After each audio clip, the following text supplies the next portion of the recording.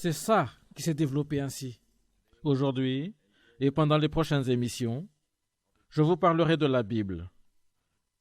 Et je prendrai comme thème « La Bible est vraie ». En général, les gens ont leurs propres idées préconçues au sujet de la Bible. Et avant même qu'ils n'ouvrent les pages de ce livre, ils ont déjà décidé ce que signifie la Bible. Par conséquent, il est fort possible que les personnes comprennent mal ou ignorent simplement ce qu'est la Bible réellement. La Bible est vraie. Ce sont des mots de poids extrêmement importants. Je le dis puisque si les mots contenus dans la Bible sont vrais, les conséquences en sont énormes. La Bible parle de Dieu. Si la Bible est vraie, donc il est indéniable que Dieu existe. La Bible nous indique également qu'il existe un délai fixé pour ce monde dans lequel nous vivons. Un jour, ce monde prendra fin. Si la Bible est vraie, cela doit également être vrai. S'il n'est pas vrai qu'un jour notre monde prendra fin, alors la Bible, elle aussi, n'est pas vraie. La Bible parle de Jésus-Christ. Et elle nous dit que cet homme, Jésus-Christ, était le Fils de Dieu. À vrai dire, la Bible dit qu'il était lui-même Dieu, mais s'est fait chair et en tant qu'homme est venant dans ce monde. La Bible parle de tout cela. Si la Bible est vraie, alors ces informations le sont aussi. Et dans le cas où elles le sont, c'est quelque chose d'une importance capitale.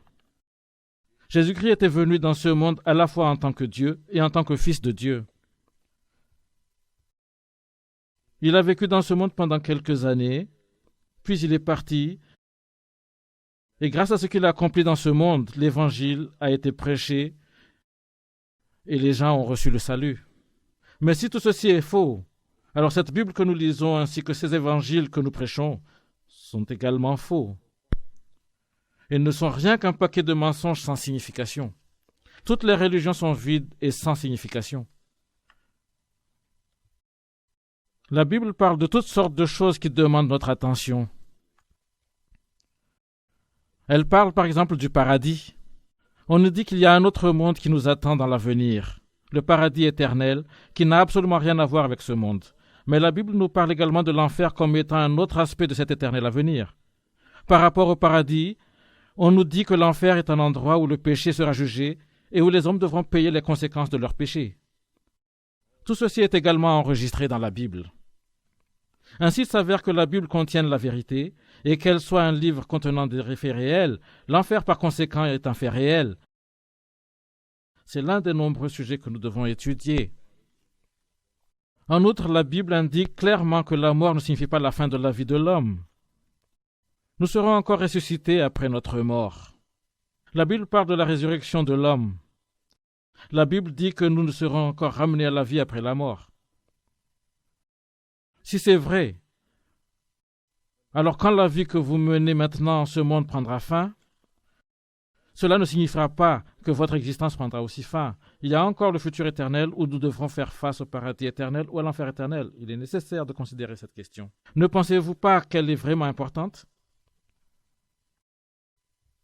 Si la Bible ne dit pas la vérité, il est évident que le paradis et l'enfer ne sont que le fruit de l'imagination de l'homme. Ainsi, vous pouvez être tranquille et vivre entièrement votre vie comme vous semble. Si la Bible n'est pas vraie, de ce fait, il n'y a plus rien à discuter.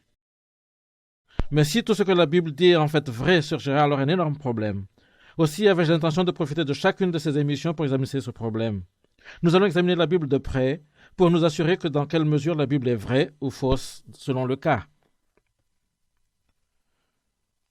S'il s'avère qu'en réalité la Bible est vraie, ce n'est sûrement pas une question qui peut être écartée dans mûre réflexion. Si en réalité la Bible est vraie, il est extrêmement dangereux de ne pas prendre ce qu'elle dit au sérieux et d'y vivre sa vie en imaginant vaguement que si l'on meurt, c'est la fin de toute chose. Si la Bible est vraie, nous sommes confrontés à un problème vraiment grave. Ce n'est ni un problème que l'on peut prendre à la légère, ni un problème auquel on peut ne pas accorder notre attention.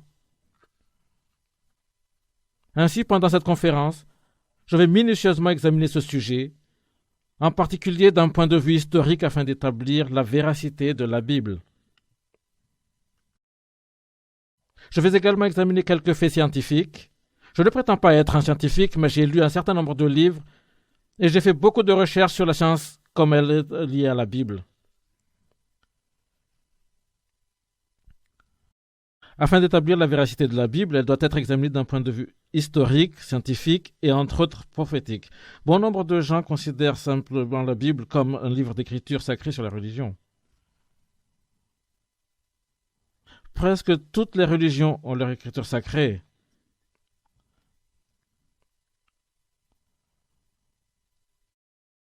Parmi ceux-là, le bouddhisme a ses sutras. Le confucianisme a les écritures de Confucius et l'islam a le Coran. Elles ont toutes leurs écritures saintes. Certaines personnes ont tendance à considérer le christianisme en tant qu'une simple religion parmi tant d'autres et la Bible en tant qu'écriture sainte du christianisme, exactement comme les autres religions ont leurs écritures saintes. Les gens se demandent qu'est-ce que c'est spécial de la Bible. Les gens adoptent souvent cette attitude sans trop approfondir le sujet. Je voudrais vous dire à l'avance que la Bible n'est certainement pas comme ces livres d'écriture religieuse. Mais qu'est-ce qu'elle est dans ce cas? La religion, selon le sens propre du terme, et l'évangile dans la Bible sont diamétralement opposés. Dans la religion, il s'agit pour l'homme de faire lui-même des efforts pour résoudre les problèmes de la vie et aussi de faire le bien. C'est là que l'homme tente de rechercher quelque chose par ses propres efforts. Par conséquent, il essaie vraiment d'être gentil et d'avoir bon cœur, dans le cœur de mener une vie morale et vertueuse, mais aussi de se distancer du péché. Et de cette façon, il essaie de trouver ou de réaliser quelque chose. Voilà la religion. Mais ce n'est pas ce que la Bible nous enseigne. La Bible nous apprend que Dieu lui-même a résolu les problèmes de la vie de l'homme. Et la vie de l'homme souillée par le péché. La vie de l'homme qui est indigente et indigne, sa vie malheureuse et misérable. Les efforts de l'homme et la solution que Dieu a au problème sont diamétralement opposés. La religion constitue les actions des hommes. Quant à l'Évangile, c'est Dieu qui agit. C'est seulement lorsque Dieu agit que nous pouvons avoir une solution à nos problèmes. Autrement, il est impossible pour nous d'en trouver une. Quels que soient les efforts que les hommes puissent faire, peu importe le poids de ces efforts et peu importe combien il étudie, il ne pourra trouver une réponse de cette façon. L'homme est venu au monde puis il passe sa vie entière à étudier, à rechercher quelque chose. Même les enfants dans les écoles primaires cherchent aussi quelque chose. À l'école, à l'université, dans les écoles où il poursuit ses études après sa licence, tout au long de ses années d'études, l'homme recherche quelque chose. Diligent dans ses recherches, il s'enquête ici et là. Il ne sait même pas ce qu'il recherche, il ne sait même pas ce qu'il a perdu. Mais il sent que quelque chose a perdu et qu'il lui manque quelque chose. Et toutes les religions de ce monde portent sur les efforts de l'homme pour trouver et combler ce manque. Les affaires et le commerce font tous partie de la recherche que l'homme mène. Gagner sa vie fait partie de cette recherche. La littérature fait partie de cette recherche. L'art fait partie de cette recherche. Toutes les activités de l'homme font partie de la recherche qu'il fait pour trouver cette chose qui manque dans sa vie. Et l'homme continue cette recherche toute sa vie et à la fin il arrive à la conclusion que la vie est passagère, vide de sens et de signification. La seule conclusion de l'homme peut atteindre, c'est que la vie est éphémère et passagère. J'ai lu un jour dans une introduction d'un dictionnaire de philosophie que même si l'histoire de la philosophie s'intéresse au passé de l'homme depuis des milliers d'années, il n'a toujours pas trouvé une réponse. La philosophie n'a toujours pas pu fournir une réponse à l'homme. Elle n'a pas pu donner à l'homme une réponse satisfaisante. Et vous? Avez-vous pu trouver pourquoi vous êtes en vie? L'homme vit sa vie entouré de problèmes. En effet, il fait face à une multitude de problèmes, mais le plus grand d'entre eux, c'est celui de la mort.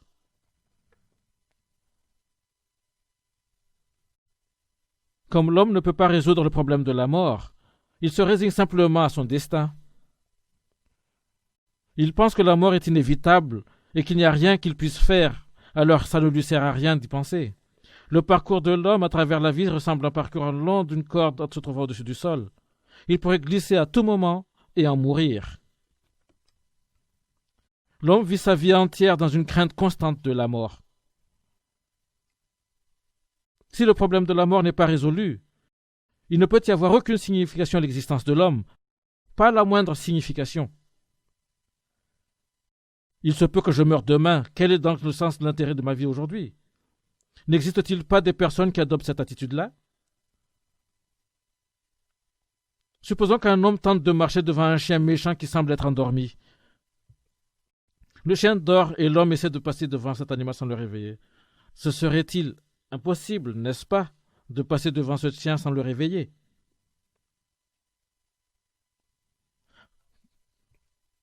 Peu importe si cet homme essaie de marcher tout doucement devant le chien, peu importe si le chien semble dormir, mais à ce moment où il dormira, ouf! Le chien lui sautera dessus et l'attaquerait. Exactement de la même manière, il vous est impossible de vivre votre vie et de passer devant la mort sans la réveiller de son sommeil. Vous ne pouvez pas vivre votre vie sans tirer le malheur de son profond sommeil. Les fragments de la vie de l'homme représentent un peu plus qu'un simple équivalent d'une accumulation de couches de malheur, comme la mort approche chaque jour un peu plus. Les problèmes s'accumulent, que ce soit autrui ou les autres qu'approuver, et même nous ne trouvons aucun choix à vivre parmi le milieu de la souffrance et de la détresse. Telle est la vie de l'homme. Telle est son existence. Il y a 30 ans de cela, j'ai trouvé la raison de l'existence de l'homme. J'ai eu une réponse à ce problème de la vie en lisant la Bible. Je ne vais pas m'étaler là-dessus pour l'instant, puisque je vous parlerai encore davantage dans un prochain programme. Mais j'étais déjà un pasteur avant de trouver la réponse dans la Bible. Pourquoi j'ai été pendant longtemps un pasteur et pourquoi j'ai prêché diligemment? J'ai vécu dans l'angoisse et dans la détresse durant des années. Je suis passé par de terribles années d'angoisse et tout ce temps, je voulais seulement que ce supplice prenne fin une bonne fois pour toutes. Je voulais simplement mourir. Si seulement je pouvais mourir. Malgré le fait que j'étais un pasteur, c'était la pensée qui persistait dans mon esprit. Puis un jour, j'ai trouvé une réponse dans mes problèmes dans la Bible. Et j'ai trouvé cette réponse. J'étais presque devenu fou de joie. Comme je vous l'ai dit, je parlerai de cette expérience un peu plus tard en détail ultérieurement. Vous aussi, vous pouvez trouver cette réponse. Ne vous contentez pas de vivre votre vie sans vous fixer un but, sans lui donner la moindre signification et la moindre valeur. Vous devez trouver quelque chose de sûr et quand vous le trouverez, ne lâchez pas prise. Et si vous ne faites cela, vous pourrez vivre votre vie pleine de vitalité. Vous pourrez vivre une vie heureuse et assurée. Ainsi, pendant cette série de programmes, nous étudierons la Bible et nous prendrons comme thème « La Bible est vraie ». Notre manuel sera la Bible. Et nous jetterons un coup d'œil à l'intérieur de ces pages pour voir ce qu'elle dit pour savoir à quel point elle est vraie. Nous n'avons besoin que de consulter un seul ouvrage pour vérifier la véracité de la Bible. C'est la Bible elle-même. Si quelqu'un parmi vous n'a pas une Bible avec lui en ce moment, je lui recommande d'en avoir une pour le prochain programme. Naturellement, il existe une large gamme de Bibles parmi lesquelles vous devez choisir. J'utiliserai la nouvelle version du roi Jacques, mais je peux également recommander la nouvelle version de l'américaine et la version du roi Jacques. Si vous n'avez pas une Bible, je vous prie d'en acheter une. Et à propos, je ne détiens aucune action dans les sociétés d'édition de Bible. Ainsi, tout ce que je vous dis n'a rien de publicité. Il n'y a aucune publicité dans ce que je dis.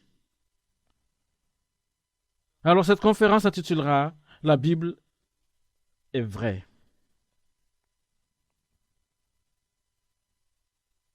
Tournons-nous maintenant vers la Bible.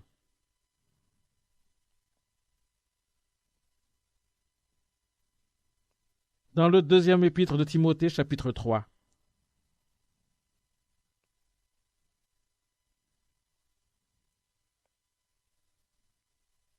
C'est dans le Nouveau Testament. On le trouve vers la fin du Nouveau Testament. Deuxième épître à Timothée, chapitre 3, verset 15.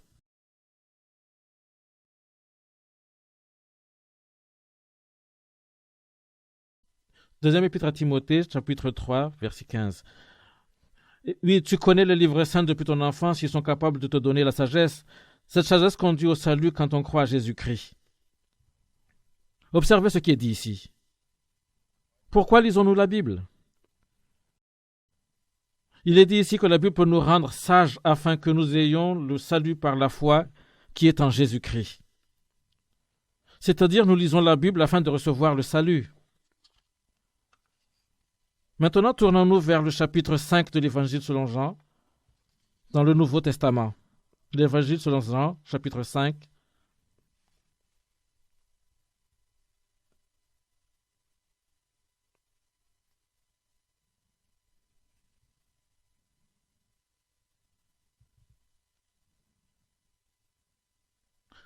Chapitre 5, verset 39.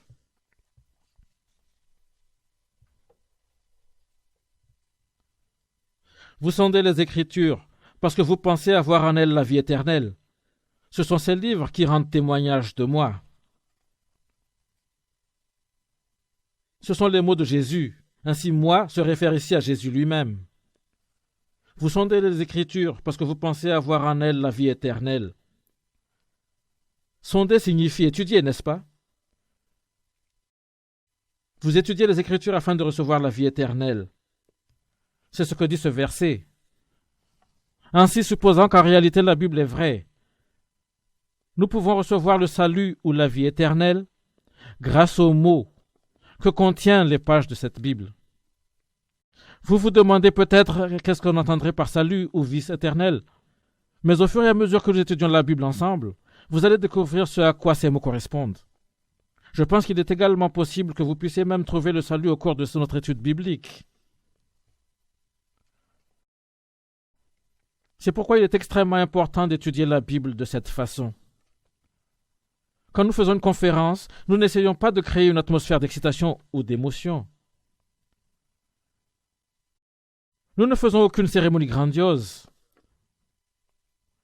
Même l'arrière-plan a été dressé uniquement pour faciliter l'enregistrement vidéo de cette conférence. Nous n'avons qu'une raison de nous réunir comme cela. C'est de prendre un peu de temps en dehors des complexités de notre vie quotidienne et de s'asseoir tranquillement pour étudier la Bible. Il est important de savoir vraiment pourquoi on doit croire. De ce fait, nous ne faisons qu'une cérémonie. Nous profiterons simplement de cette occasion pour nous plonger dans la Bible. Tournons vers l'Ancien Testament, le livre de Job. Juste avant les psaumes, Job chapitre 26.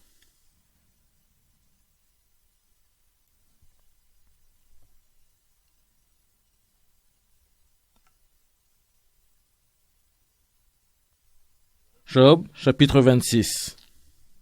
Job chapitre 26, verset 7. Il étend le septentrion sur le vide, il suspend la terre sur le néant, il renferme les eaux sur ses nuages, et les nuées ne crèvent pas sous leur poids. Encore une fois, c'est Dieu qui étend le nord du ciel sur le vide, qui suspend la terre sur rien du tout. Observez ce qui est dit ici. Nous n'avons pas besoin d'étudier ce verset pendant des heures pour voir que son contenu n'est pas religieux. Bien que vous ayez pu penser que jusqu'ici que la Bible est un livre religieux, je pense que vous allez devoir accepter qu'il n'y a rien de religieux dans ce verset.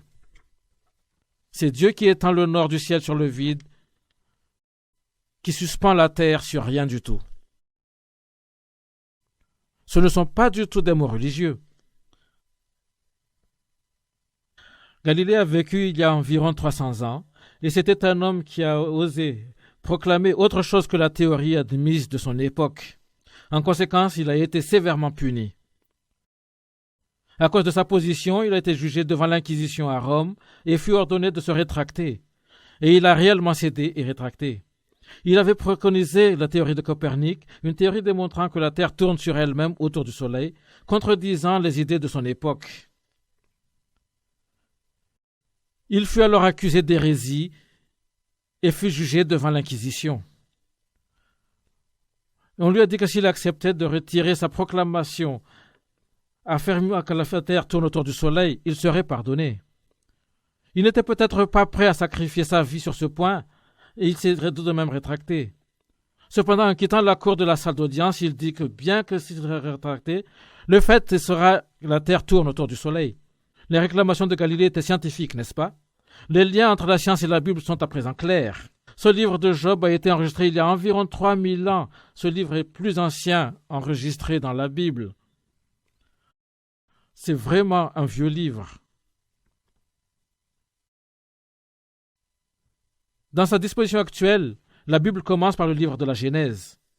La Genèse est le premier livre dans la Bible, mais en réalité le livre de Job fut écrit bien avant Genèse.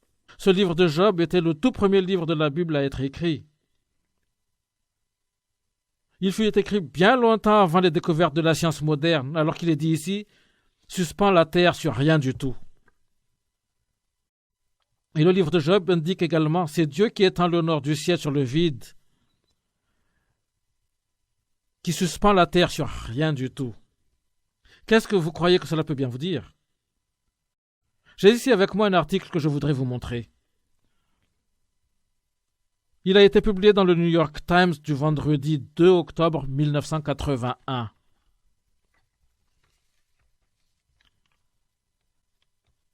L'article a été écrit par Walter Sullivan et comme vous pouvez le constater, le titre dit « Le vaste trou dans l'espace semble défier les théories ». Un vaste trou dans l'espace. Il est mentionné dans cet article qu'en ayant recours au télescope dans 3 dimensions principaux, des astronomes ont remarqué ce qui semble être un vide presque total si grand qu'il composait environ 1% de l'univers observable.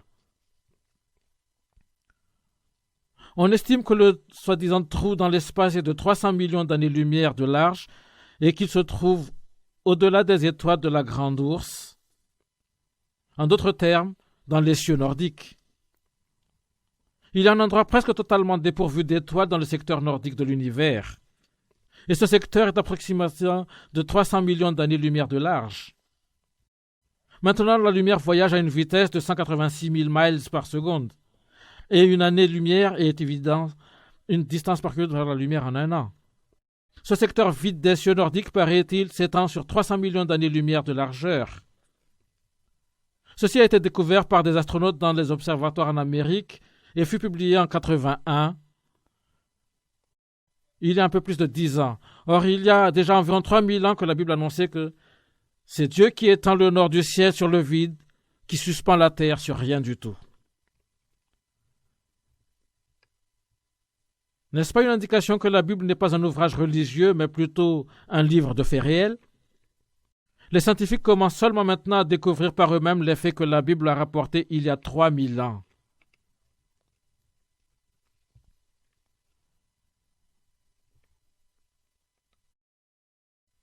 Il est très important de comprendre que la Bible n'est pas un recueil de mémoires provenant de diverses personnes, ni le produit de leurs réflexions et imaginations. La Bible n'est ni un recueil aléatoire d'histoires, ni une série d'idées. Si vous continuez d'écouter, je suis sûr que vous allez être d'accord avec moi que la Bible est en fait vraie. Ouvrons notre Bible dans l'évangile de Matthieu, chapitre 24.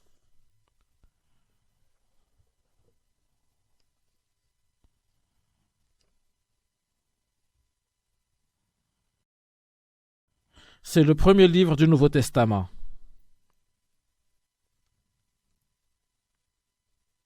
Dans le Nouveau Testament, Matthieu chapitre 24. Je lirai à partir du premier verset.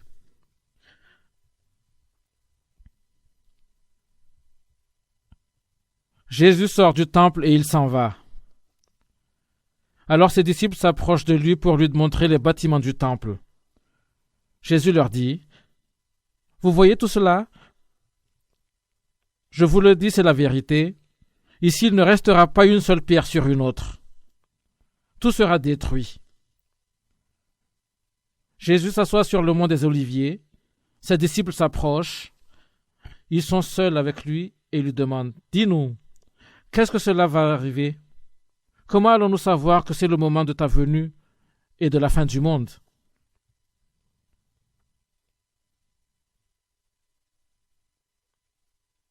Ici, dans le chapitre 24 de Matthieu, Jésus a eu une conversation avec ses disciples en sortant du temple.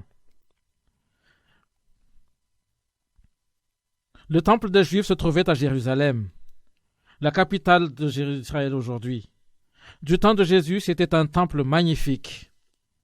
À l'origine, il avait été construit par le roi Salomon 1000 ans plus tôt. Puis il fut reconstruit sous l'égide du roi Hérode. Il a fallu 46 ans pour terminer le travail. Le résultat fut extraordinaire, une grande et majestueuse construction. Les disciples de Jésus étaient fiers quand ils parlaient de cela à leur maître à ce moment-là. « Regardez ce temple, disait-il, n'est-il pas bien construit, magnifique ?» Mais la réponse de Jésus était vraiment la dernière chose à laquelle ils s'attendaient et cela les a totalement surpris. Il dit, « Je vous le dis, c'est la vérité, ici il ne restera pas une seule pierre sur une autre. Tout sera détruit. » C'était sa réplique. Voilà sa réponse. À ce moment-là, ses disciples étaient tellement étonnés, tellement choqués, qu'ils ne pouvaient même pas lui demander ce qu'il voulait dire. Puis après cela, ils étaient tous retournés au mont des Oliviers, à 1 kilomètre environ en dehors de la ville de Jérusalem. Et quand ils y étaient arrivés, les disciples de Jésus ont encore évoqué le sujet et ont encore interrogé Jésus à ce propos. Vous savez, quand nous étions dans la ville et que vous aviez dit que le temple sera entièrement détruit, eh bien, quand est-ce que cela va arriver? Non seulement ils lui ont demandé cela, mais aussi, quand est-ce que ce monde touchera à sa fin? Maintenant, observez le verset 3, encore une fois. Jésus s'assoit sur le mont des Oliviers. Ses disciples s'approchent. Ils sont seuls avec lui et ils lui demandent, « Dis-nous, quand cela arrivera-t-il? Comment allons-nous savoir ce que le moment est venu de la fin du monde ?» Quand les disciples demandent s'il un signe de l'avènement de Jésus, ils se référaient au second avènement de Jésus. Dans l'avenir, Jésus reviendra encore dans ce monde. On fait souvent allusion à cet événement. Comment son second avènement? Ce sera là. Ainsi, les disciples ont demandé à Jésus ce qui pourrait être les signes de la fin des temps. Regardez bien. Nous pouvons constater ici que les disciples savaient déjà ce que ce monde touchera un jour à sa fin. Cela prendra trop de temps de voir toutes ces réponses de Jésus. De ce fait, nous n'allons voir que les versets 7 et 8. Un peuple se battra contre un autre peuple, un roi se battra contre un autre roi. Dans plusieurs régions, il y aura de la famine et la terre tremblera. Tous ces événements seront comme la première des douleurs de l'accouchement. Les premières douleurs se rapportent au moment de la grande tribulation qui viendra sur cette terre à la fin des temps. Ces événements seront le commencement de la fin. Nous allons réfléchir un peu sur ce verset. Si vous prenez du recul et réfléchissez un peu là-dessus, vous allez vous apercevoir que les nations de ce monde se sont battues les unes contre les autres pendant des décennies. Même maintenant, la Corée est réellement en état de guerre, quoique la trêve ait été en vigueur plusieurs années. Pendant la première moitié de ce siècle, la plupart des nations de notre continent se trouvèrent divisées en pays communistes et démocratiques. Et il en résultait de nombreuses confrontations entre les deux systèmes sociaux. Maintenant que la flamme du communisme s'est éteinte à un certain degré, nous sommes témoins de l'arrivée d'une atmosphère un peu plus paisible. Cela aussi a été prédit dans la Bible. Ainsi, la Bible indique que un peuple se battra contre un peuple et un roi contre un roi. Il y aura des guerres entre les nations. Après, elle dit qu'il y aura des famines, des pestilences et des tremblements de terre dans divers endroits. Je suis sûr que vous vous êtes déjà rendu compte de l'ampleur que prend aujourd'hui la douleur causée par la famine. Nous avons tous vu le reportage à la télévision. L'Organisation mondiale de la santé estime qu'un tiers de la population mondiale vit dans la famine. Beaucoup de gens sont morts de la famine dans diverses régions de notre monde. Vous avez vu les photos des enfants en Afrique, n'est-ce pas? Avec leurs bras et leurs jambes ressemblant à des tiges d'allumettes, leurs estomacs gonflés et avec des mouches sur leur visage et dans leurs yeux. Vous avez tous vu cela, n'est-ce pas? Je suis sûr que vous êtes bien au courant de cette situation. C'est le monde dans lequel nous vivons aujourd'hui. Mais ce n'est pas le monde entier qui meurt de faim comme ça. Cette situation se passe là et là, comme la Bible indique dans divers endroits. Qu'est-ce que cela veut dire? Cela signifie que la fin des temps approche, que la fin des temps n'est plus loin. La Bible décrit cela comme un signe. Certains d'entre vous sont sûrement au courant de la théorie du cycle de la vie d'une étoile. Les scientifiques croient que comme une personne naît, vieillit et meurt, les étoiles, elles aussi, ont leur propre cycle de vie. Durant les différents stades de sa vie, une étoile peut se développer ou se décliner, et alors la phase finale de son évolution, son éclat part augmentant brusquement. À dire vrai, nous pouvons en être témoins quand nous voyons dans le ciel que les astronomes appellent supernova. Au moment où nous voyons vraiment cette supernova ou l'étoile qui explose, beaucoup d'années ont déjà passé depuis qu'elle est réellement produite. Notre Terre est également un corps céleste, et elle a également son propre cycle de vie. Cela ne tendrait-il pas debout qu'il pourrait exister un certain symptôme indiquant la fin prochaine de ce cycle? En général, nous pouvons diviser la constitution de la Terre en 3 sections: le noyau, le manteau et la croûte. Le noyau est la section pleine au centre même. Autour de ce noyau se trouve le manteau. Le manteau est composé de la roche fondue qui est désignée sous le nom de la lave quand elle est expulsée à la surface pendant une éruption volcanique.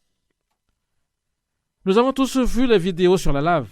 Quand un volcan fait éruption, la roche fondue qui avait bouilli dans les couches profondes de l'écorce terrestre éclate sur la surface.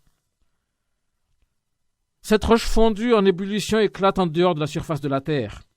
C'est la lave, et quand cette lave est expulsée sur la surface de la Terre, elle apporte souvent avec elle des fragments de roche venant de la croûte terrestre.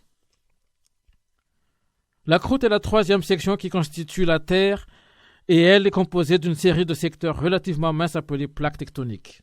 Ces plaques flottent sur la surface du manteau. Elles se frottent fortement souvent les unes contre les autres et génèrent aussi une force énorme. C'est cela qui cause ce que nous appelons tremblements de terre. Ainsi, de toutes ces activités géologiques, il résulte des tremblements de terre et des volcans. Les tremblements de terre et les éruptions volcaniques sont liés entre eux de cette façon. Alors, quand Jésus a dit que les tremblements de terre seraient un signe annonçant la fin des temps, il se référait au fait que notre terre n'a qu'une espérance de vie limitée. Notre terre ne durera pas pour toujours.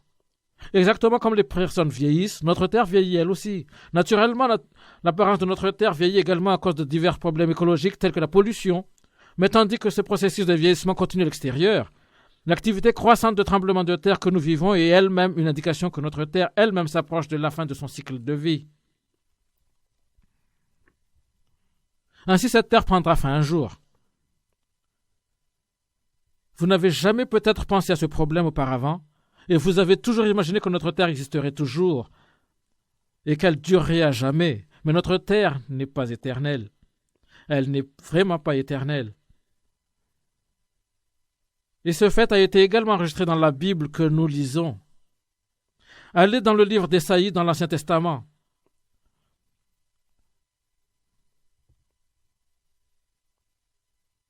Ésaïe se trouve dans le milieu de l'Ancien Testament. Ésaïe, chapitre 24. Je lirai à partir du verset 18 de l'Ancien Testament d'Ésaïe.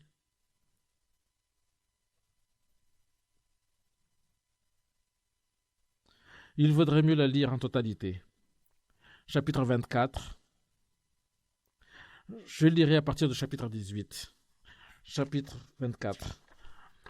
Il serait mieux de lire toute la totalité de ce livre, et plus particulièrement le verset 28. Celui qui fuit les cris de peur tombera au trou du trou, il sera pris au piège. Les fenêtres du ciel s'ouvrent toutes grandes, toute la terre tremble sur ses fondations. La terre se déchire, elle craque, elle s'écroule. Comme un ivrogne, la terre prend l'équilibre, elle penche comme sur le vent, elle tombe sous le poids de sa faute, elle ne pourra pas se relever.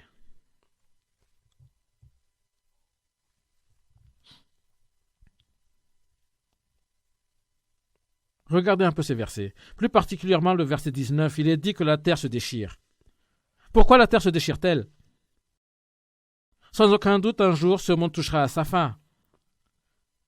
Il va déjà dans cette direction même maintenant. C'est la raison pour laquelle, ces temps-ci, nous entendons sans cesse parler de tremblements de terre et d'éruptions volcaniques. Il y a tant de tremblements de terre de nos jours. Dans la charte du Canadian World Almanac, Il a été signalé que le nombre moyen de tremblements de terre mesurant plus de 6,5 sur l'échelle de Richter par décennie ces dernières années s'est élevé à 600 par opposition à 6 au début de ce siècle. Si vous tenez compte de tous les tremblements de terre, y compris ceux qui étaient si légers que nous ne pouvions même pas les ressentir, ils s'élèveraient probablement à 30 à 40 000 par année. Mais pourquoi cela? Tout simplement parce que notre monde est arrivé à la fin de sa vie. Jésus a dit que les signes annonçant que la fin des temps approche incluraient la famine dans divers endroits où beaucoup de personnes mourraient de faim, les batailles et les guerres entre les nations et de fréquents tremblements de terre. Il a dit que ce seraient les signes. Jetons maintenant un coup d'œil à ce sujet au point de vue pratique. Prenons par exemple le soleil. De quoi est-il fait? Le soleil est une boule de gaz, n'est-ce pas? L'énergie du soleil est produite à partir des réactions thermonucléaires provoquées par la collision et les combinaisons des noyaux d'atomes de gaz d'hydrogène tout au centre de son noyau. L'énergie libérée dans le noyau via ce processus se ferait elle-même un chemin jusqu'à la surface. Le soleil est une boule de gaz et ce gaz brûle. Mais à la toute fin, cet hydrogène sera brûlé. Le bon sens nous dit que si cette chose brûle, elle ne continuera pas ainsi indéfiniment, à moins que, bien sûr, les approvisionnements en carburant soient également illimités. Une boule de gaz peut-elle brûler continuellement? Le soleil change peu à peu. Il vieillit peu à peu. Il y a des moments, même maintenant, où des parties externes du soleil refroidissent, relativement parlant. Ce sont les parties plus foncées que nous appelons taches solaires. Mais après un certain temps, les parties de la tache solaire redeviennent actives et commencent à brûler de nouveau. Notre soleil est une boule brûlante de gaz maintenue par une des réactions d'un chêne. Mais comment pourrait cette boule de feu continuer à brûler à jamais? Supposons maintenant que le soleil était en train de refroidir, ou qu'il est totalement en train d'être traduit par le feu. Si cela se produisait, l'homme pourrait-il vivre sur cette terre? La réponse est évidente, ne l'est-elle pas? De ce fait, nous devons considérer le fait que le monde, ce monde que nous pouvons voir avec nos yeux et toucher de nos mains, ne peut probablement pas exister indéfiniment. Il ne peut probablement pas poursuivre à jamais son chemin, n'est-ce pas? Il ne peut probablement pas être existant. Dans la Bible, dans le second épître de Paul aux Corinthiens, dans le chapitre 4, il est dit: tout ce que peuvent voir les yeux sont éphémères, mais ce que les yeux ne peuvent voir sont au contraire éternels. Il n'y a rien d'éternel dans tout ce que voient les yeux physiques, mais à l'intérieur de chacun de vous, il y a quelque chose d'invisible qui pourtant fait bel et bien partie de vous. Il se désigne au nom de cet esprit. Je vous enseignerai plus tard ce soir. Il suffit de dire que pour le moment, vous avez cet esprit en vous, et cet esprit est invisible. Votre chair ne peut en aucun cas être éternelle. Vraiment pas éternelle. Les psaumes 90 nous indiquent que notre espérance de vie s'élève à 70 ou à 90 si nous pour les plus forts. La plupart des gens meurent après l'âge de 70 ou de 80 ans. En général, on ne peut espérer vivre plus pendant 90. Ce que nous pouvons voir ne sont que éphémères. Nous pouvons voir une personne quand il tient debout devant nous, mais son corps ne nous pouvons pas être temporaire. Mais son esprit n'est pas visible et est éternel. Mais même aucune de ces choses perçues par notre vue, que ce soit le soleil, la lune, les étoiles, aucune d'entre elles n'est éternelle. Le climat est également... Le climat également s'est fait sur ces choses, n'est-ce pas? L'action des forces naturelles entraîne beaucoup de choses à changer et à vieillir. Dans le monde de la nature, tout y compris le soleil et le soleil, avec la chaleur très élevée, tout change et vieillit continuellement. Ceci se produit tout le temps dans le monde de la nature. Ainsi, les mots que Jésus a dit n'étaient pas incorrects, n'est-ce pas? Il a dit que lorsque nous voyons de la famine, des tremblements de terre et d'un peuple se battant contre un peuple dans diverses régions du monde, quand nous voyons toutes ces choses se produire, nous devrions les considérer en tant que signes de la fin de ce monde. C'est ce qu'il a dit. Et est-ce qu'à présent nous ne sommes pas en train de vivre ces choses-là? Par conséquent, les mots écrits dans cette Bible ne sont ni vides de sens ni non fondés. La Bible n'est pas un livre de mensonges qui vise à tromper des personnes en leur faisant croire qu'elles ont été éclairées d'une manière assez étrange et les égare aussi totalement. La Bible n'est pas comme ça. Jusqu'ici, je vous ai donné quelques exemples pour démontrer que la Bible est vraie. Cependant, pour que vous puissiez voir ça clairement de vos propres yeux, je projette de continuer le programme selon cette même méthode afin d'établir la véracité de la Bible sans aucun doute. Voici le thème de notre étude biblique. La Bible est vraie. La Bible n'est pas un recueil de souvenirs de divers auteurs enregistrés au hasard, comme les gens pensent généralement. En fait, la Bible n'a été écrite par aucun homme, ni même un groupe de personnes. La Bible a été écrite par Dieu. Dieu a écrit la Bible grâce au Saint-Esprit. Et en conséquence, quelles que soient les choses enregistrées dans la Bible puissent dépasser l'imagination de l'homme, les pensées et les idées de l'homme, la sphère de connaissance de l'homme, le bon sens de l'homme, et puissent sembler rendre compte de certaines idées et incidents vraiment extraordinaires, je pense que vous allez vous rendre compte que la Bible dit vrai. Aujourd'hui, je voudrais discuter un peu plus des évidences qui démontrent que la Bible est vraie.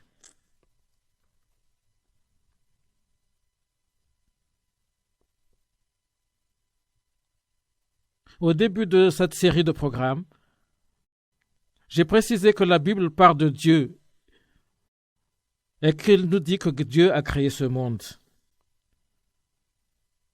La plupart des gens de notre ère moderne croient que tout est venu seulement par hasard. Ils pensent que tout existe grâce au processus de l'évolution et que ce processus continue encore. Ils disent que Dieu n'existe pas et que c'est une perte de temps que de parler de création. Ils disent que tout être vivant, y compris l'homme, se développe à partir de créatures unicellulaires comme l'amibe. Ces gens clament qu'on peut retrouver l'origine de tout être vivant dans l'évolution. Examinons ce sujet de plus près pour voir si l'évolution ou la création est vraie. Jetons un coup d'œil sur ce que la Bible dit à ce propos. La plupart des jeunes ont été amenés à accepter la théorie de l'évolution comme un fait. Mais s'il s'avère que cette théorie est incorrecte et que notre monde et tout ce qui se trouve ont été créés, nous sommes confrontés à un problème à conséquences énormes. Tournons-nous maintenant vers la Bible. Dans le livre de Romains,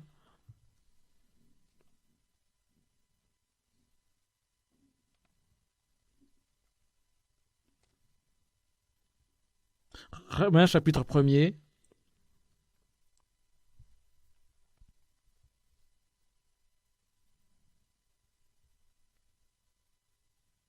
on le trouve dans le Premier Testament, dans le Nouveau Testament.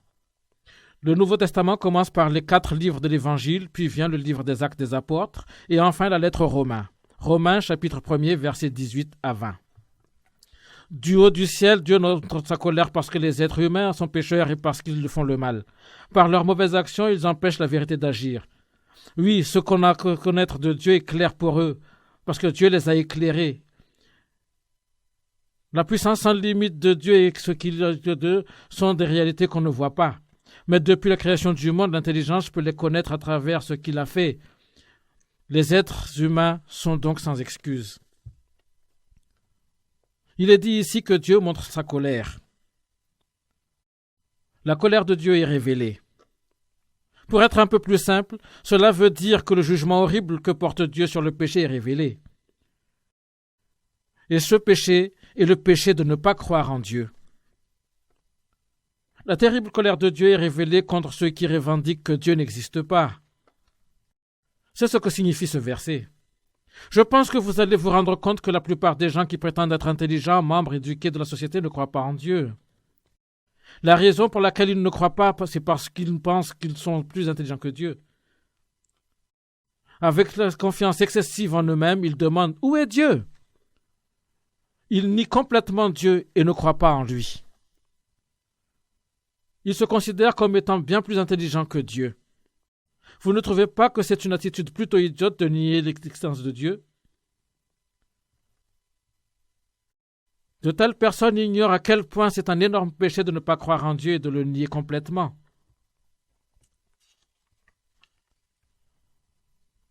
C'est un péché terrible. Nous pouvons étudier le problème du péché se référant à divers textes dans la Bible. Et nous le ferons plus tard. Mais pour le moment, voyons les choses de cette manière. Supposez qu'il y a un jeune homme, disons que son nom est Brown, Monsieur Brown. Supposons qu'il est fils unique comme son père et son grand-père l'ont été avant lui. Et évidemment, il est très spécial aux yeux de ses parents. Mais d'une façon ou d'une autre, il devient totalement impoli et irrespectueux. Il est impoli et irrespectueux à la maison, mais une fois dehors, il donne l'impression qu'il est quelqu'un de bien. Il est généralement et d'un naturel enjoué, et tout le monde fait toujours son éloge partout où il va. Puis au moment où il retourne à la maison, il ignore totalement son père, il méprise son père. Aux yeux des gens, il peut être considéré comme étant un jeune homme exceptionnel, mais aux yeux de son père, c'est un jeune homme totalement ingrat et manqué de son savoir de fils. D'une manière générale, les gens ne pensent pas que le fait qu'une personne croie en Dieu ou puisse avoir une manière ou une autre de lien avec le péché. Ils pensent que ce qui importe, c'est de traiter les autres correctement, d'être généreux et vivre conformément à la morale. Et ils ne pensent pas que ce soit un péché que de ne pas croire en Dieu. Si Dieu n'existait pas, s'il n'y avait aucun Dieu, ça ne serait que normal de le nier. Mais en supposant que Dieu existe vraiment, pensez-vous que ça importerait peu si vous le dédaignez, si vous le niez et refusiez de mettre votre foi en lui et de croire en lui? Trouvez-vous que c'est normal? Nier Dieu qui a créé ce monde, maudire Dieu, le Créateur, pour s'imposer comme le faisant Staline, en étant le maître absolu du peuple et aussi pour déclarer que Dieu est mort. Est-il correct de nier Dieu de cette façon? Pensez-vous qu'il est absolument juste d'adopter une attitude comme ça? Ainsi, il est important de découvrir les faits concernant ce sujet. Dans la Bible, nous devons découvrir si Dieu existe ou pas. Et quand vous constaterez que Dieu existe, alors vous avez besoin de revoir la manière dont vous avez vécu votre vie jusqu'ici, de revoir ce que vous gardez sur le cœur jusqu'à présent concernant Dieu, et vous avez le devoir de vous repentir. Ainsi, selon ces versets qu'on a lus ici, c'est le terrible jugement de Dieu qui attend un jour ceux qui croient que Dieu n'existe pas. C'est le péché le plus grave. Regardez maintenant le verset 19. Romains chapitre 1er, verset 19. Ce qu'on peut connaître de Dieu est clair pour eux parce que Dieu les a éclairés. Tout d'abord, il est dit ici que ce qu'on peut connaître de Dieu est évident pour nous. À l'intérieur de chacun de vous, vous avez la condition essentielle requise qui vous permet de savoir ce qu'on peut connaître de Dieu. Qu'est-ce que cela conditionne? Quelle est la différence entre les hommes et les animaux?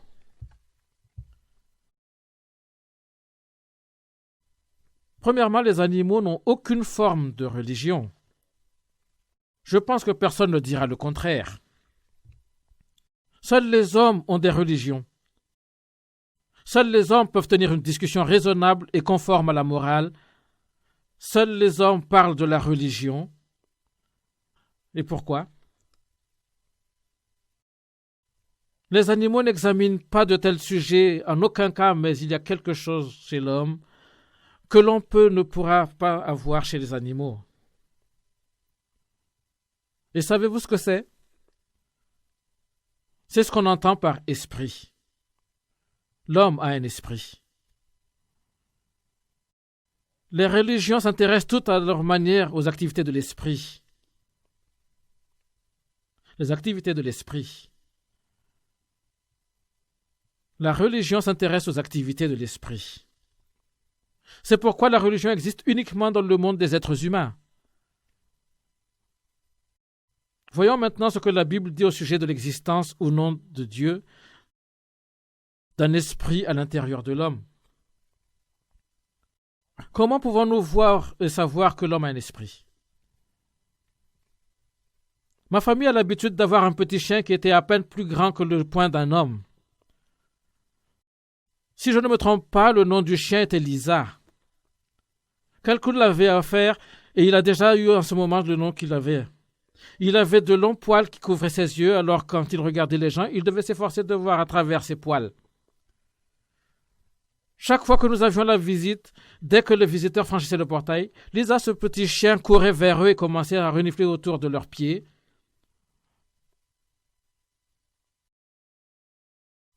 Mais lorsque nos visiteurs s'apprêtaient à partir, il était justement sur le point de sortir par le portail. Le chien courait après eux et leur mordait soudainement les chevilles.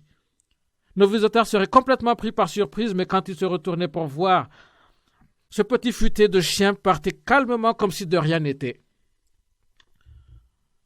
Il s'en allait tout simplement, le nez au ciel.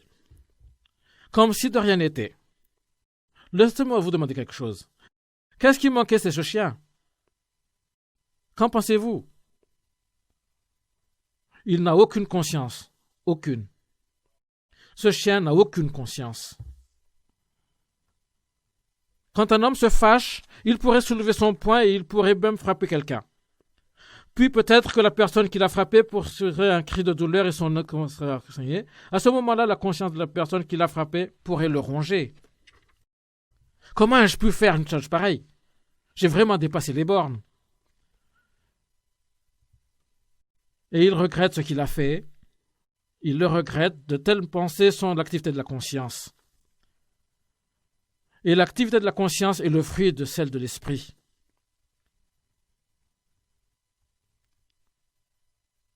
L'activité de la conscience est l'œuvre de l'esprit. Cela ne trouvera point chez les animaux, mais chez l'homme. Laissez-moi vous poser une autre question. Levez vos bras si vous pensez que vous n'avez pas de conscience. Si vous ne vous êtes jamais senti coupable de quelque chose, il semblerait que vous avez tous une conscience. Votre conscience, cette partie de vous qu'on trouve guère chez les animaux, c'est l'œuvre de l'esprit. C'est la connaissance que possède l'homme, ses émotions et sa volonté qui fait de l'homme ce qu'il est. Et tout ça provient de l'esprit qui est à l'intérieur de lui. Tel est l'homme. Tournons maintenant vers la Bible et voyons ce qu'elle dit là-dessus. Mettez d'abord un marqueur de la page ici dans le premier chapitre de la lettre aux Romains, puis allez dans le chapitre de Genèse, chapitre 1.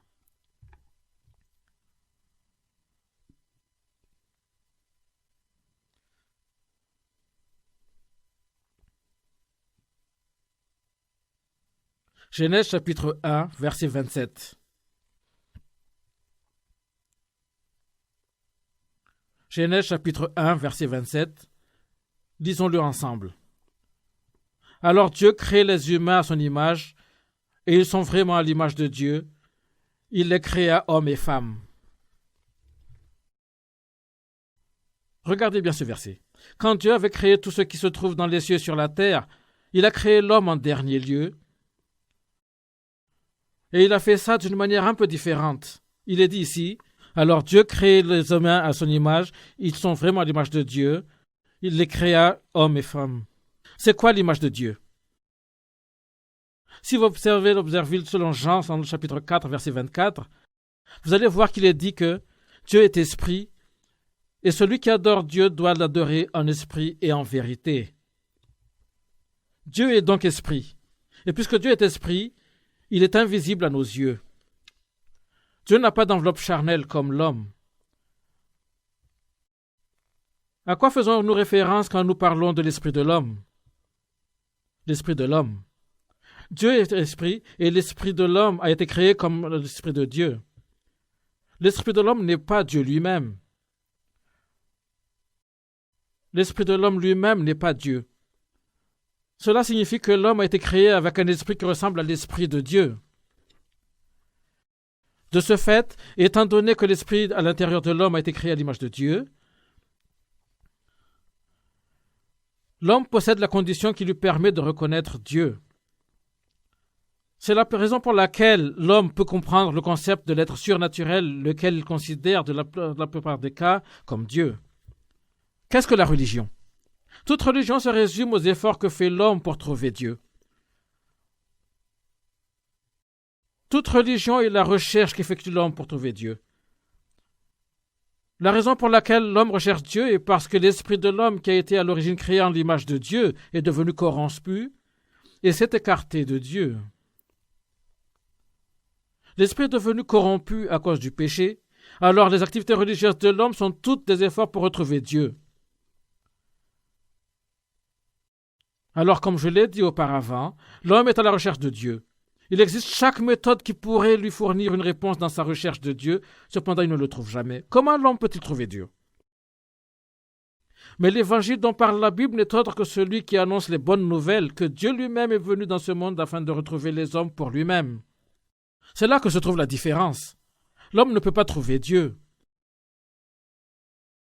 C'est Dieu qui est venu pour trouver l'homme.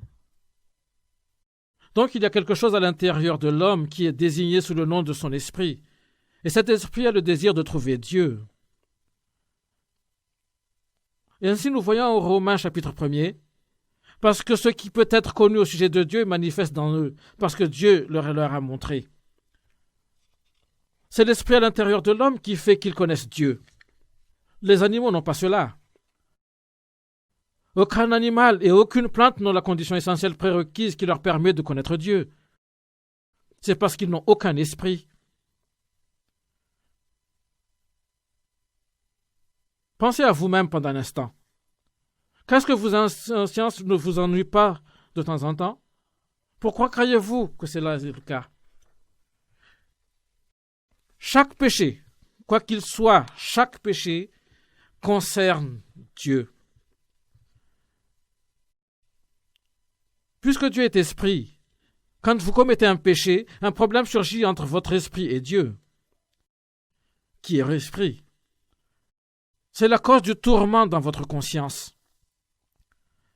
Et vu que les animaux n'ont aucun esprit, ils n'ont aucune conscience du péché et ils n'ont aucune responsabilité morale envers Dieu. Et il n'y a que l'homme qui a cette responsabilité envers Dieu. Alors quand vous commettez un péché, votre cœur commence à battre rapidement, votre conscience est préoccupée. Et bien que personne à part vous n'est au courant de ce que vous avez fait, vous vous sentez mal à l'aise face à ça. Il y a quelque chose qui tracasse votre conscience, n'est-ce pas? C'est le cas, puisque l'homme doit vivre devant Dieu. Puisque l'homme a un corps physique, il doit manger. Pourquoi devons-nous manger? Nous buvons de l'eau, nous mangeons des graines, nous mangeons de la viande, nous mangeons des légumes. Pourquoi l'homme doit manger et boire toutes ces choses? Le savez-vous? Allez dans le second chapitre de Genèse.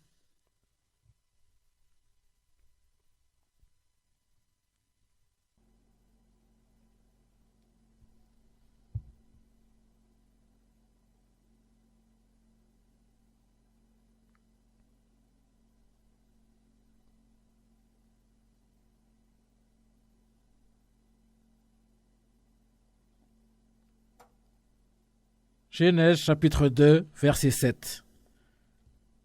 Le Seigneur Dieu prend de la poussière du sol et il forme un être humain, puis il souffle dans son nez le souffle de la vie et cet homme devient un être vivant. Il est écrit ici que le Seigneur Dieu a formé l'homme de la poussière du sol. La chair de l'homme est faite de la poussière du sol. C'est pourquoi la nourriture de l'homme mange doit être également provenir de la terre.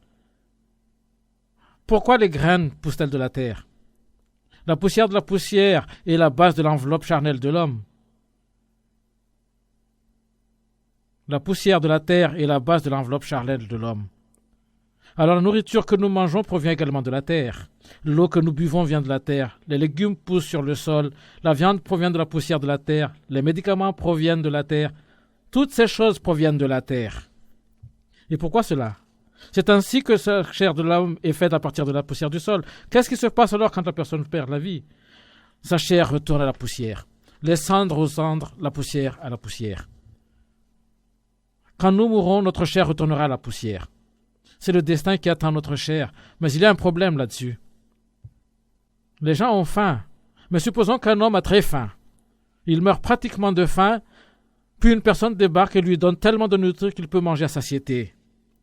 Vous penseriez que s'il mangeait à satiété, il sera complètement satisfait?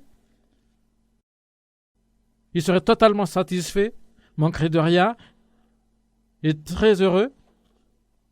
Mais peu importe une personne ait pu bien manger, il ne sera jamais satisfait. Ce n'est pas le cas des cochons pourtant. Si un cochon a faim, il va grogner, grogner, grogner, et encore sans interruption jusqu'à ce qu'on lui donne de la nourriture. Une fois après que vous avez donné ce cochon une pile de nourriture, de sorte qu'il puisse manger à satiété, il s'éloignera alors sans bruit, trouvera un endroit à l'abri du soleil, se couchera et... il ne fera que s'allonger et ronfler. Si vous deviez aller dans la porcherie et se poser des questions au porc, qu'est-ce qu'il vous dirait? Hé, vous les cochons, êtes-vous satisfaits? Supposez que vous posez des questions aux cochons qui venaient juste de manger à satiété. Avez-vous à plaindre? De quoi ce qu'il doit? La seule réponse que vous obtiendrez serait des ronflements. Je n'ai rien à me plaindre. Mais laissez-moi vous demander quelque chose. Levez vos bras si vous êtes satisfait aussi longtemps que votre estomac est plein.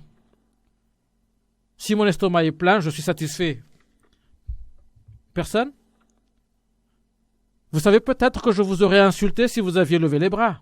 Savez-vous ce que j'aurais dit? J'aurais dit que vous êtes tout simplement comme des corps. L'homme n'est toujours jamais satisfait si son estomac est plein. Savez-vous pourquoi? C'est parce que l'esprit à l'intérieur de l'homme crève la faim. L'esprit à l'intérieur de l'homme est malade, meurt de faim et de soif. C'est pour ça qu'un estomac plein ne peut en aucun cas laisser une personne satisfaite.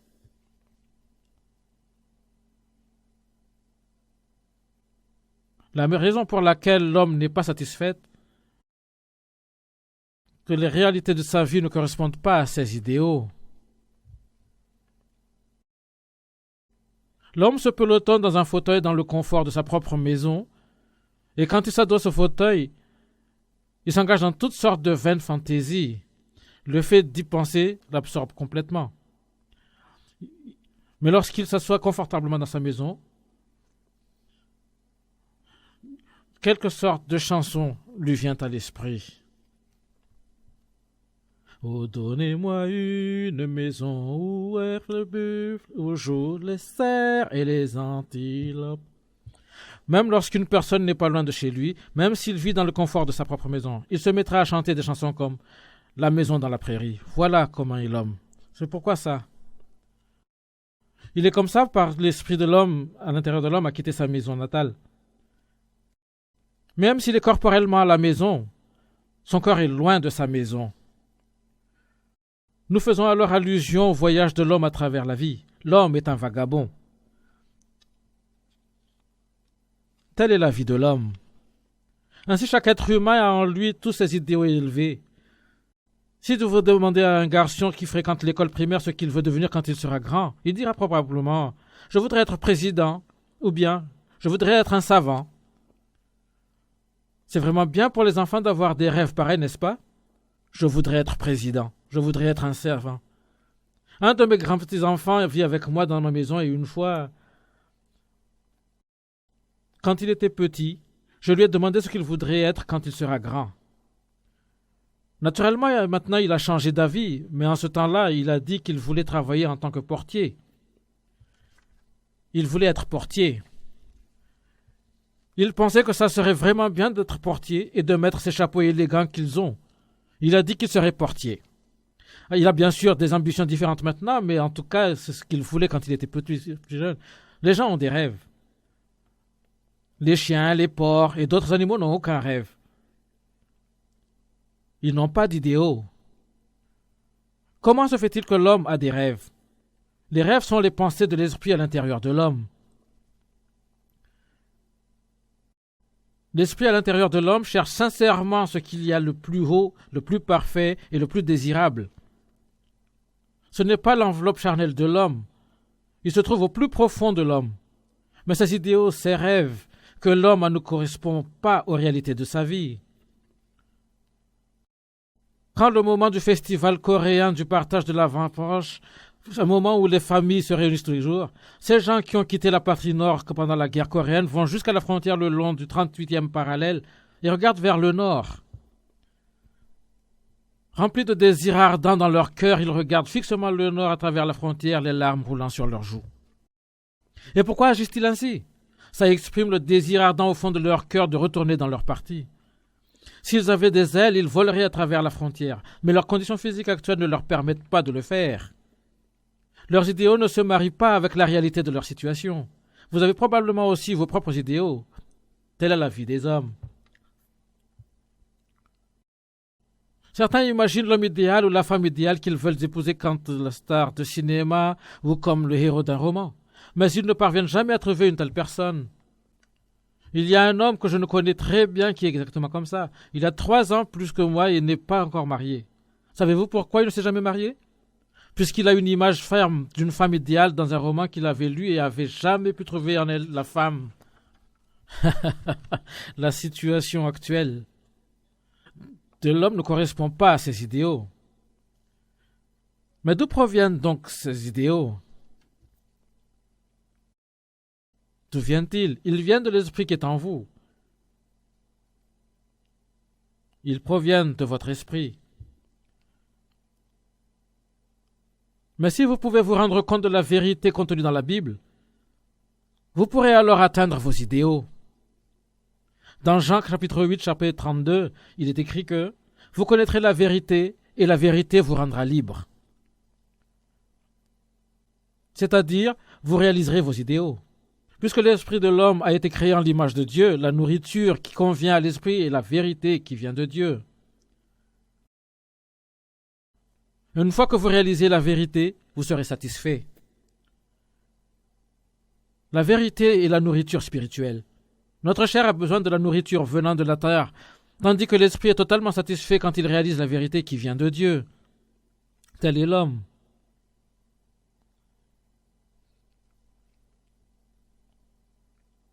Ce qui est peut-être connu au sujet de Dieu est manifesté en nous.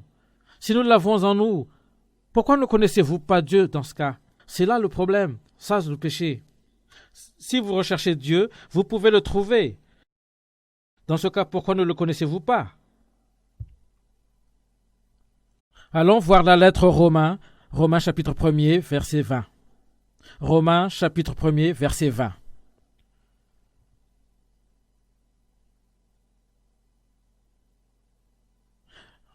Romains chapitre 1er, verset 20.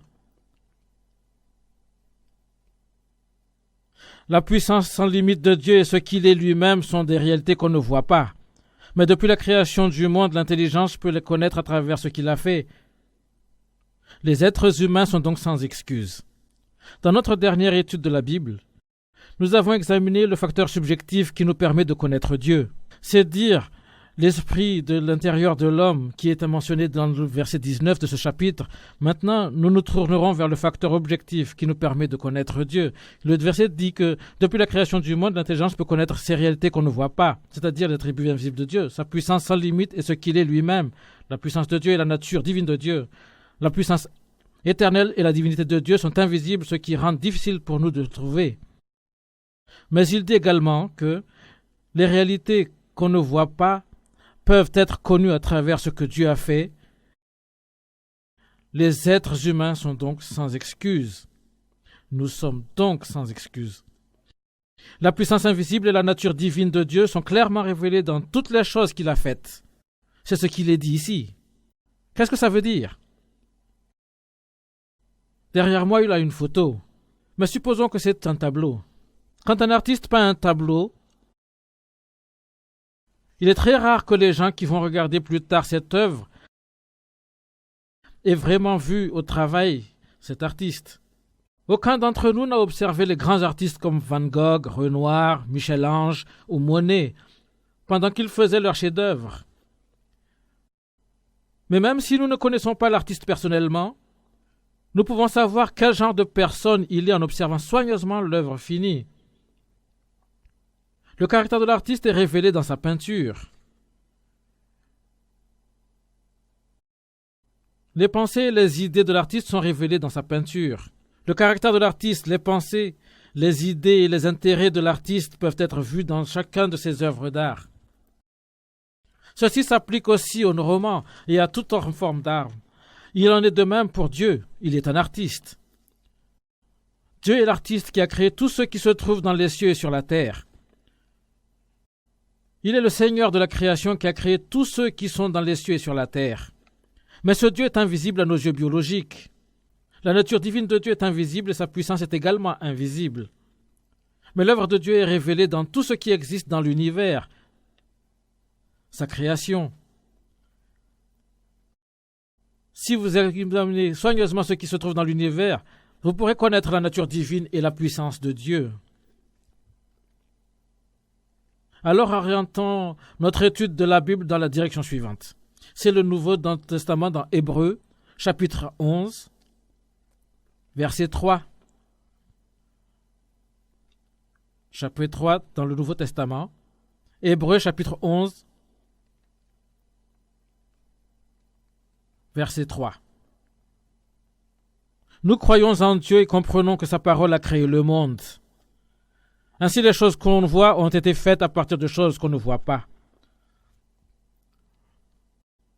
Maintenant, observez bien ce verset. Il est dit ici que c'est par la foi que nous connaissons l'univers. Tout ce qui se trouve dans les cieux et sur la terre a été formé par la parole de Dieu.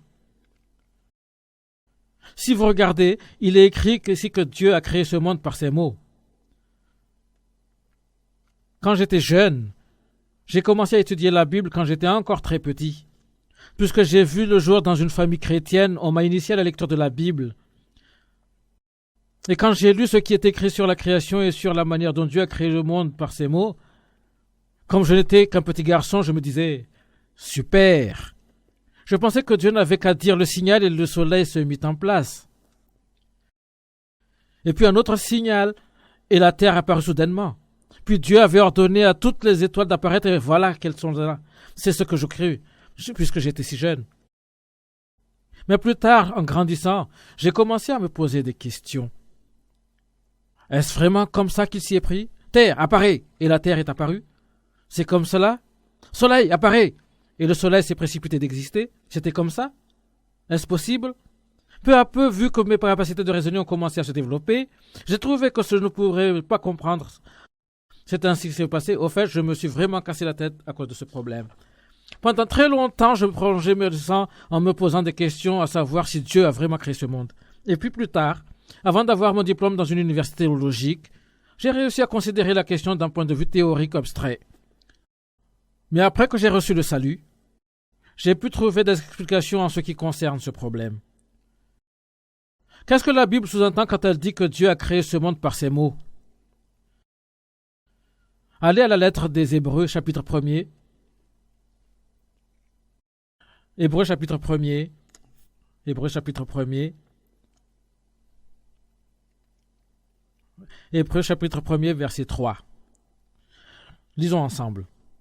Toute la gloire de Dieu brille sur lui. Ce Fils est vraiment ce que Dieu est, et sa parole puissante soutient le monde.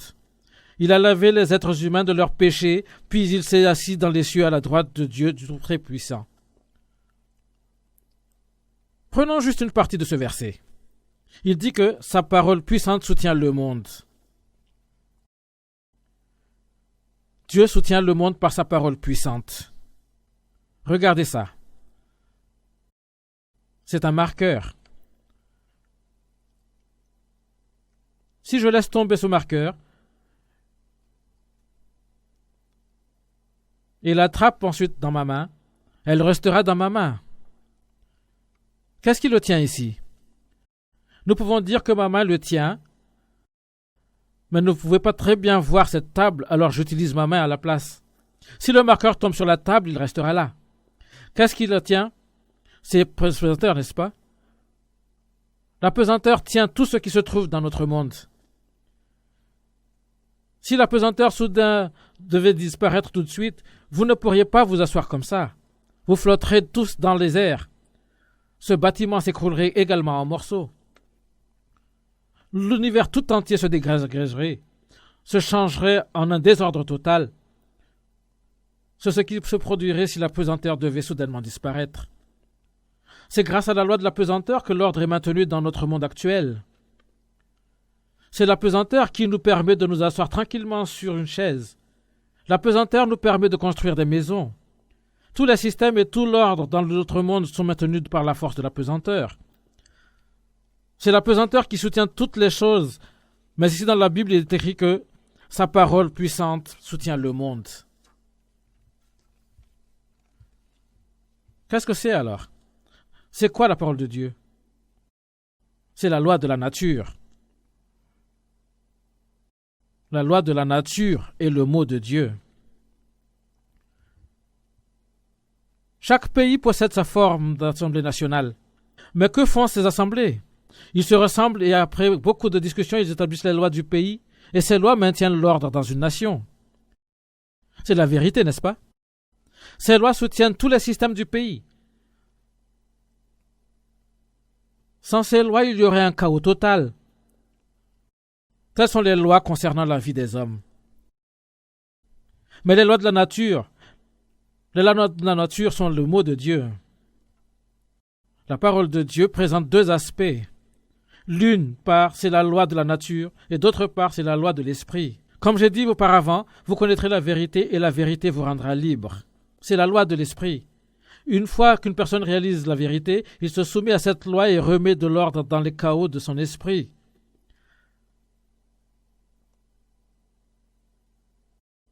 Ceci est désigné sous le nom de salut de l'esprit. Nous allons voir ce point plus tard. La loi de la nature est l'ordre systématique de la nature. Prenons par exemple ce bâtiment. Ce bâtiment à 6 étages. La première et le deuxième étage étaient auparavant un supermarché et nous les avons transformés en salle de réunion. Au-dessus, il y a des appartements. La personne qui a construit ce bâtiment dans lequel nous sommes en ce moment n'a pas effectué le travail physique lui-même. Il l'a construit par ses mots. D'abord, il a pensé au type de bâtiment qu'il voudrait construire et où il se trouverait. Alors, avec ses pensées dans sa tête, il est allé voir les architectes et il leur a dit que je veux construire un bâtiment. Pourriez-vous me dessiner les plans? Alors, les architectes ont dessiné les plans et plus tard, ils ont présenté les plans. Les plans du bâtiment entrent tellement dans les détails qu'ils ressemblent à un livre. C'est quoi ces plans? Ce sont les lois de ce bâtiment. Ces plans sont le cœur du propriétaire du bâtiment. Ils ont été établis à partir des mots du propriétaire du bâtiment. Et ces plans sont la loi de ce bâtiment. Ainsi, ce bâtiment a été construit selon le mot, c'est-à-dire la loi du propriétaire de ce bâtiment.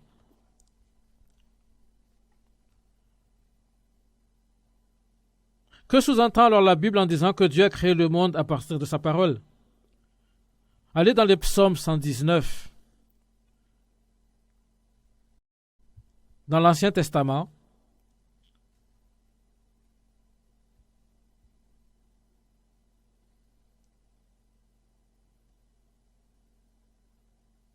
psaume 119,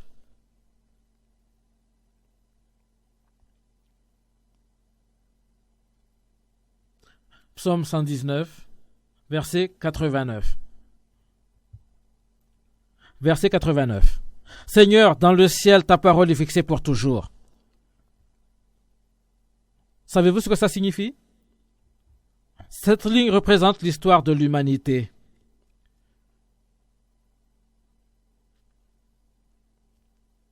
La parole de Dieu a existé de par le passé éternel. La parole du Seigneur était là dans le passé éternel. La parole de Dieu a déjà existé dans le passé éternel et avec la création, cette parole a commencé à être manifestée et a continué à être mise en exécution à travers tout le cours de l'histoire. Quand la Bible indique que ce monde a été créé par la parole de Dieu, elle veut dire qu'il a été créé selon la loi de la nature, selon la conception de Dieu. La conception de Dieu, c'est toutes les lois de la nature. Et la parole du Seigneur est éternelle. La parole de Dieu a existé dans le passé éternel. Regardez maintenant le verset 91. Aujourd'hui, tout existe à cause de tes décisions. Oui, le monde entier est à ton service.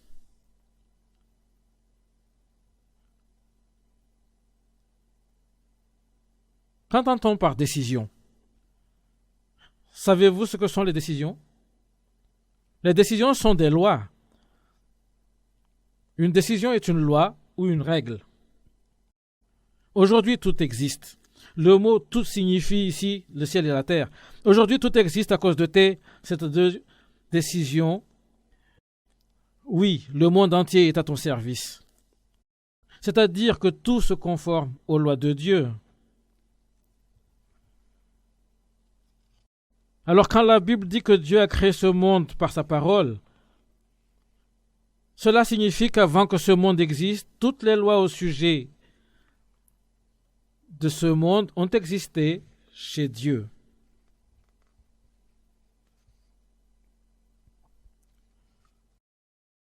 Dieu a élaboré tous les plans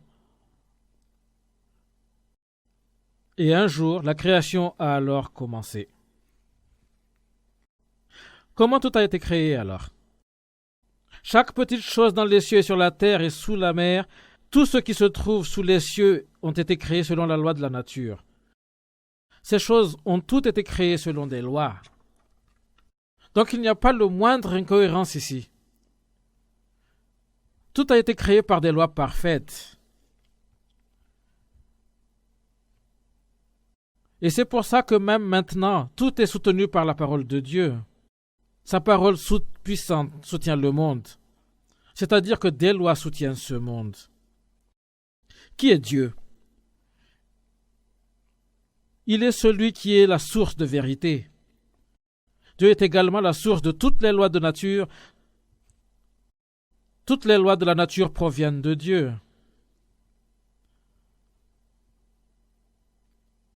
Allez dans les psaumes 147.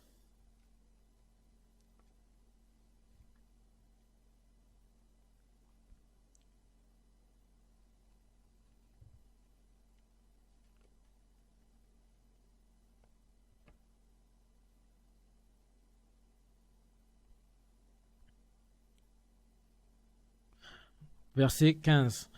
Psaume 147, verset 15. Verset 15.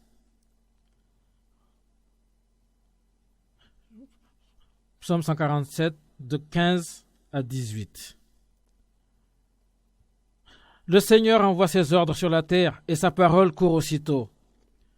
Alors il fait tomber la neige comme le coton au moment de la récolte. Il répand le givre comme de la cendre. Il fait pleuvoir des cailloux de glace. Devant ce froid, il peut résister. Le Seigneur donne un ordre et aussitôt il fonde. Quand il envoie le vent, les ruisseaux coulent. Regardez ce qui est dit ici dans le verset 15. Le Seigneur envoie ses ordres sur la terre et sa parole court aussitôt. Ce verset dit que dès que Dieu envoie ses ordres sur la terre, sa parole court aussitôt. Et parce que sa parole court aussitôt, ce qui se passe, c'est que la neige tombe comme le coton au moment de la récolte. La neige se précipite de tomber comme le coton au moment de la récolte. C'est la parole de Dieu qui court aussitôt. Mais que cela signifie-t-il? Les lois de la nature, c'est la parole de Dieu, n'est-ce pas?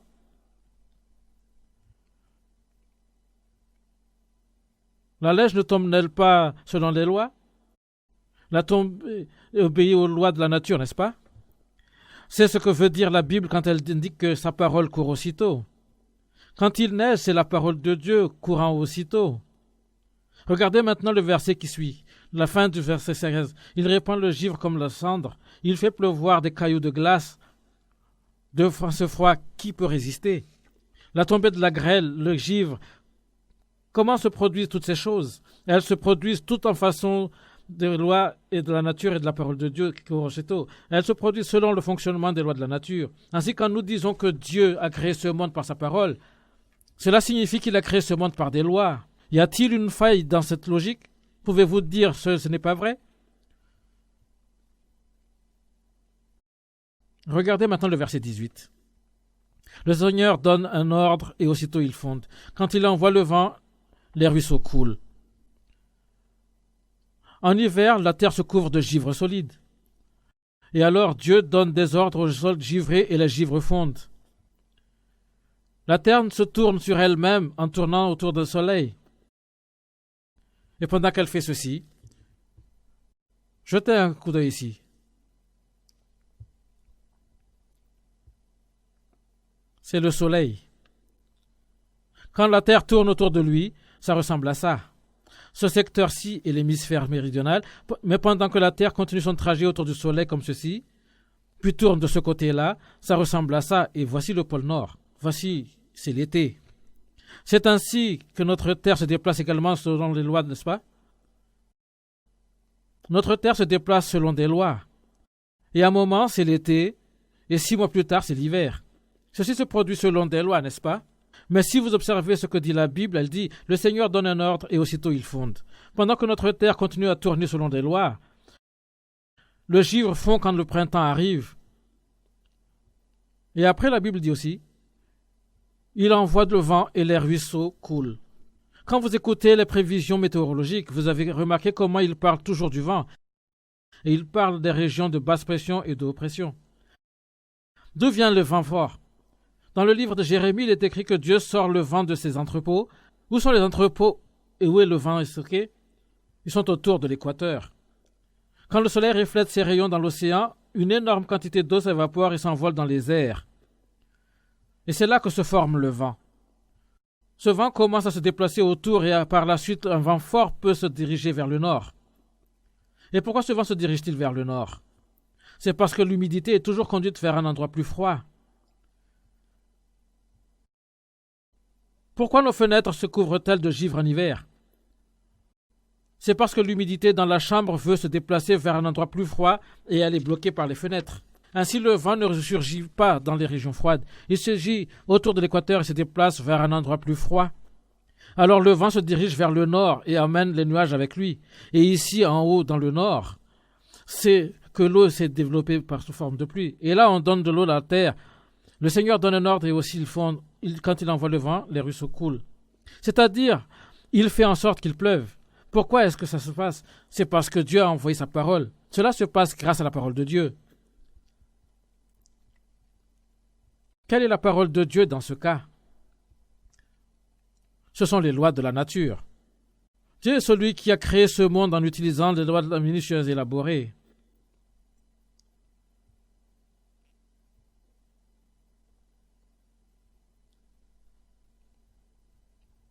Regardez ça à présent.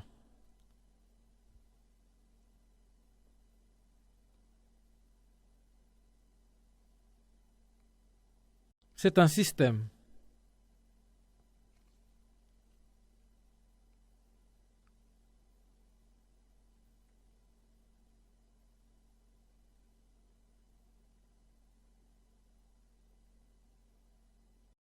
C'est un système. Nous avons un système ici. Et il y a certainement aussi une loi à ce système. Supposons que quelqu'un vienne et qu'il n'est pas d'ici au moment où j'ai élaboré ce système, et ainsi il ne m'a pas vu le dessiner, et supposez qu'il dise que ceci a existé par lui-même. Nous penserons qu'il est un idiot, c'est un vrai imbécile. Il est évident que ceci a été dessiné par une personne qui réfléchit, par un être intelligent. Ceci a été créé. Il n'a pas existé par lui-même, par hasard, est-ce là? Par conséquent, les gens disent que ce qui peut être compris à l'aide de nos facultés intellectuelles est le produit de l'intellect. Je suis sûr que vous savez ce que cela veut dire, n'est-ce pas? L'homme est un être intelligent. Il a des choses que l'homme peut expliquer, clarifier, analyser et comprendre en utilisant ses facultés intellectuelles. C'est possible parce que ces choses sont les produits de l'intellect de l'homme. Prenez par exemple une tondeuse à gazon. Un biologiste pourrait prendre cette tondeuse à gazon et effectuer quelques recherches afin d'analyser, et alors il pourrait vous dire ce que contient la plante en quelques quantités et ainsi de suite. Il pourrait vous dire tous les détails et expliquer tout au sujet de la plante. Ce sont toutes les lois qui régissent cette plante. Si nous pouvons découvrir tout ce qui concerne cette tondeuse à gazon en utilisant nos facultés intellectuelles, alors nous pouvons savoir qu'elle n'a pas simplement existé de par elle-même de par hasard. Si elle avait existé par elle-même et par hasard, nous ne pourrions pas la comprendre en plan de facultés intellectuelles. La raison pour laquelle il y a des lois détaillées au sujet de cette tondeuse à gazon est parce qu'elle est produite d'un intellectuel. C'est pourquoi nous pouvons la comprendre en ayant recours à notre intellect. Qu'y a-t-il à comprendre si cette tondeuse à gazon a simplement existé comme ça? Cette tondeuse à gazon a été créée. Elle a des lois en elle. Elle a un ordre en elle. Et donc l'homme peut comprendre cette tondeuse à gazon à l'expliquer avec son intellect. Quels sont tous les produits scientifiques de notre monde moderne? Quelle est la science? La science résulte-t-elle de choses qui ont simplement existé par hasard? La science ne peut pas résulter à partir de choses qui ont simplement existé comme ça par hasard. La science provient de la parole de Dieu qui est le vrai scientifique. Toutes les lois de la nature sont dans la parole de Dieu. Par conséquent, c'est parce que Dieu a créé tout ce que nous pouvons comprendre ces choses, expliquer ces choses et analyser ces choses en utilisant notre intellectuel et en notre monde scientifique. C'est ça qui s'est développé ainsi. Les personnes dans notre monde, bien qu'elles ne soient peut-être pas très instruites, analysent toujours les choses scientifiquement et expliquent les choses d'un point de vue scientifique, alors qu'ils disent toujours que ces choses ont existé par hasard. Elles ont toutes simplement existé comme ça. Comment peut-on expliquer cela ou croire cela? Laissez-moi vous demander de lever vos mains. Tout le monde levez vos bras. Disons que vous avez levé votre main. Regardez bien votre main. Vous pensez que peut-être il n'y a pas grand-chose à regarder. Vous avez 4 doigts et 1 pouce et tout le reste. Je ne vous ai pas demandé de lever votre main de sorte que nous ayons pu essayer une quelconque chiromancie, mais même si vous regardez juste cette main, vous constaterez qu'elle est également extrêmement scientifique. La chose étrange est que 4 de nos doigts sont groupés ensemble et un autre se trouve à l'écart. 4 doigts ensemble et 1 pouce à part. Et puisqu'elle a été divisée ainsi, nous pouvons prendre les choses avec nos doigts. Les 4 doigts collaborent avec le pouce. Les 4 doigts fonctionnent ensemble avec le seul pouce. Mais si vous pliez ensemble tous vos doigts, comme ceci, la chose intéressante est que vous constaterez que tous les doigts de vos doigts forment une ligne. Ils se rencontrent tous sur une ligne.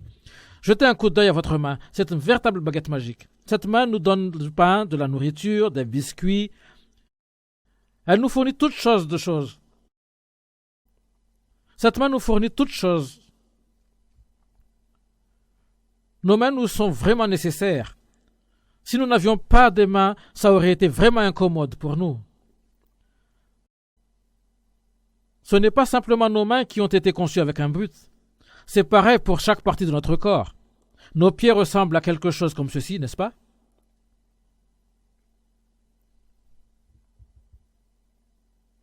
Voici un pied. Comment se fait-il que nos orteils ne ressemblent pas à nos doigts? Pourquoi nos orteils sont différents de nos doigts? Nos pieds sont prévus pour être utilisés quand nous marchons sur le sol, et nous avons des mains de sorte que nous puissions les employer pour toucher les choses. Ainsi, nos mains et pieds ont été conçus dans différents buts selon les tâches qu'ils doivent effectuer.